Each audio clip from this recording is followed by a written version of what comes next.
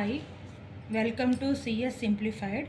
Now I am going to discuss about knowledge-based agent in artificial intelligence. What is knowledge-based agent? So what is database? Database అంటే ఏంటి, మనకి DBMS చదువుతాం కదా, అందులో database అంటే collection of data. Here also knowledge base, it is a collection of knowledge in the knowledge base to make decisions. Knowledge base అంటే collection of knowledge. అది ఏం చేస్తుంది అనేది మనం తర్వాత చూద్దాం. First what is knowledge base? It is a collection of knowledge. Okay, ఈ knowledge base అనేది one of the important component of AI. So knowledge base ఏం చేస్తుంది అంటే, ఇప్పుడు నాలెడ్జ్ బేస్లో ఉన్న నాలెడ్జ్ని మనం యూస్ చేసుకొని we make decisions, we comes to A conclusions. అంటే ఆ నాలెడ్జ్ని బేస్ చేసుకొని మనం ఏం చేయొచ్చు అంటే కొన్ని డెసిషన్స్ తీసుకోవచ్చు, కన్క్లూడ్ చేయొచ్చు. అలా ఇప్పుడు ఏ చాట్ జీపీటీ అలా మనకి దానిలో ఉన్న నాలెడ్జ్ బేస్తో మనం అడిగిన క్వశ్చన్స్ని కంపేర్ చేసుకొని అందులో ఉన్న నాలెడ్జ్ని మనకి రిటర్న్ చేస్తుంది. అలాగా నాలెడ్జ్ బేస్లో ఉన్న నాలెడ్జ్తో we can make decisions, we can make conclusions, we can deduct something, we can add something. ఇవన్నీ కూడా నాలెడ్జ్ బేస్లో మెయిన్ పార్ట్స్. ఈ నాలెడ్జ్ బేస్డ్ ఏజెంట్స్ ఉంటాయి. సో ఈ నాలెడ్జ్ బేస్డ్ ఏజెంట్స్ అనేది 2 types, knowledge base and inference system. Knowledge base అంటే మీకు already చెప్పాను కదా, కలెక్షన్ ఆఫ్ నాలెడ్జ్. ఎందుకు యూజ్ చేస్తామంటే we can make decisions, we can make deductions, we can make conclusions. Okay, so what is inference system? Inference system is it uses reasoning methods, అంటే కొన్ని logical మెథడ్స్ని వాడుతుంది. Inference అంటే ఏంటి? Conclusion. So ఇందులో 3 types of methods ఉంటాయి: deduction, induction, abduction. Deduction means starts with general and applies them to specific. అంటే జనరలైజ్డ్గా start చేస్తూ ఒక స్పెసిఫిక్ రూల్స్ని అప్లై చేస్తుంది అన్నమాట. సో జనరలైజ్డ్ అంటే ఏంటి?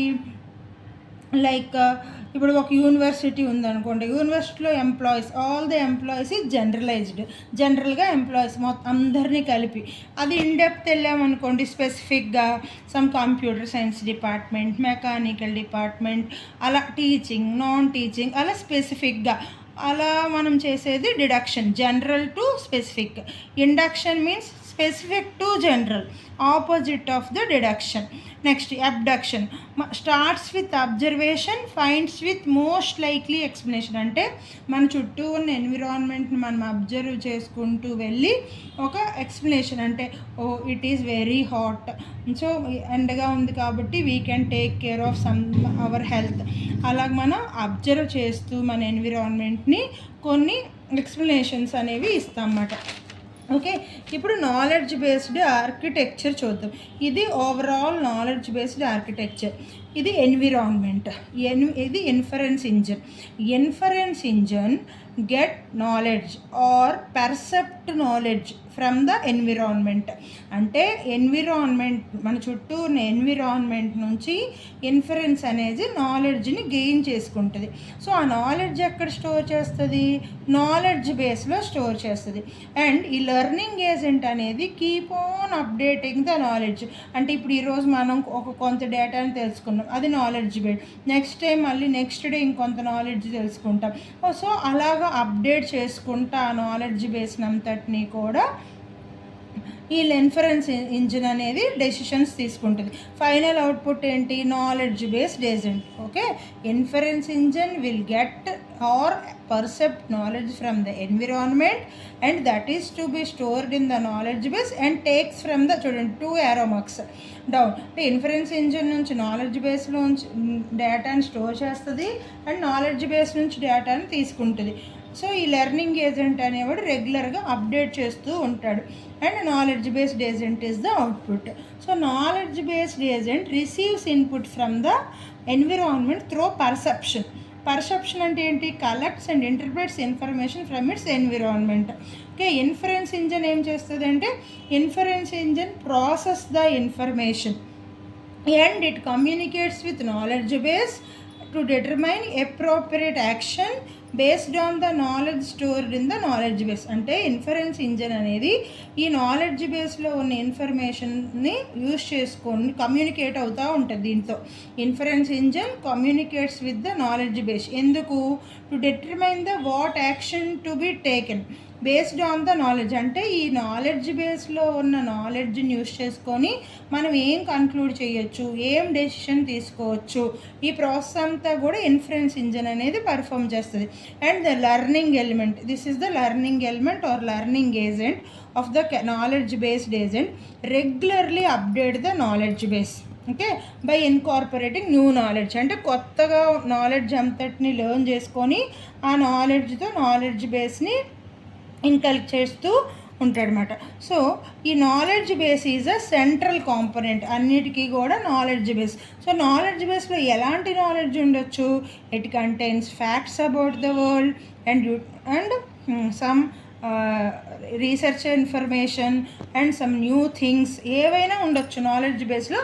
But everything should be a fact. అందుకని మనం ఏం చెప్తామంటే ఫ్యాక్ట్స్ అని చెప్తాం. Okay, generating new facts is also applicable. అంటే కొత్తగా ఫ్యాక్ట్స్ ఏవైనా ఉన్నా కూడా అవి లెర్నింగ్ ఏజెంట్ నేర్చుకొని ఇందులో నాలెడ్జ్ బేస్లో అప్డేట్ చేస్తూ ఉంటుంది అన్నమాట.